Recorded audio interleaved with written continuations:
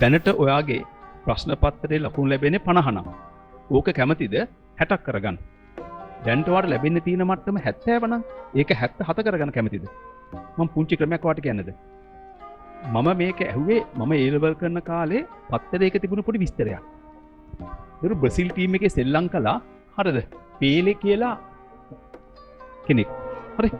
ඇත්තටම තාමත් දරුවෝ බොහොම දක්ෂ ක්‍රීඩකයෙක් කියලා පිළිගන්න කෙනෙක්. මැච් එකක් පටන් ගන්න කලින් පේලේ මෙන්න මේ වැඩේ කරනවලු. එයා යනවලු කරුවල කාමරයකට. මැච් එක පටන් ගන්න වෙලාවක් තියෙනවා නම් ඊට මිනිත්තු 20කට වගේ කලින් යනවලු කරුවල කාමරයකට. ඒකේ උඩ තිබ්බා මේසයක්. පේලේ මෙන්න මෙහෙම නිදා ගන්නවලු බිම. ඇත්තම කරුවල කාමරයක් ගන්න හේතුව තමයි වෙන මුකුත් දෙයක් එයාට පේන්නේ නැති වෙන්නේ.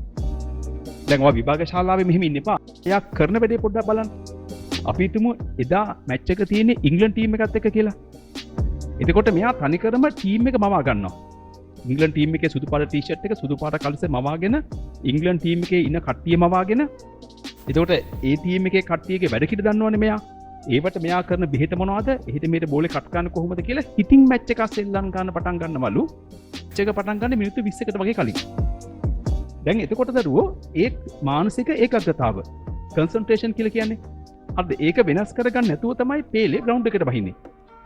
දැන් ග්‍රවුන්ඩ් එකට බහිනකොට අපි හිතමු මැච් එක පටන් ගන්න තිබ්බේ හවස 3ට කියලා. හැබැයි එයා ඊට මිනිත්තු 20කට කලින් ඉඳන් හිතින් මැච් එක සෙල්ලම් කර හිටියේ. හිතින් සෙල්ලම් කරනකොට මැච් එක එයා හිටියේ කොහොමත් මැච් එකේ. අනිත් අය මැච් එකට එන්ටර් වෙන්නේ මිනිත්තු 20කට වගේ පස්සේ. හැබැයි එයා එන්ටර් උනේ ඊට කලින්. පේලේ සෙල්ලම් කරපු හුඟක් මැචස් වල මුල් මිනිත්තු 20 30 තමයි ගෝල් එකක් දෙකක් බ්‍රසීල් ටීම් එක ගහගන්නේ. දැන් එතකොට දරුවෝ ඔන්න ඔය වැඩේ ඔයා ප්‍රශ්න පත්‍රයකට කරන්න. මොකක්ද දන්නද කරන්න ඕන? ඔයාගේ පේපර් එක පටන් ගන්නෙ 8:30ට නම්.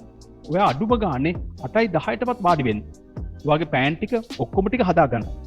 හදාගෙන ඊට පස්සේ මෙන්න මේ වැඩේ කරන්න. මෙයා ඉංග්ලන්ඩ් ටීම් එකත් එක්ක හිතින් සෙල්ලම් කළා වගේ ඔයා දැන් අද තියෙන පේපර් එක විද්‍යාව කියමු. ඔයා ඊට කලින් විද්‍යා පේපර් ලිව්වන ටයිම් කළා.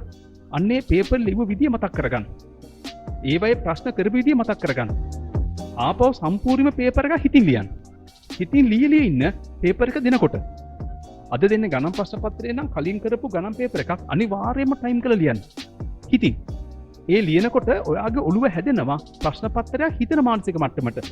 මෙයා සෙල්ලම් කරන මානසික මට්ටමට ඔළුව හදාගත්තා වගේ ඔයා ප්‍රශ්න පත්‍රයේ ලියන මානසික මට්ටමට හදාගන්න. අන්නේ ලියන මානසික මට්ටමින් තමයි පේපර් එක පටන් ගන්න ඕන ඔයා. ඔයාට වෙන වෙන සද්දපත් ඇහි.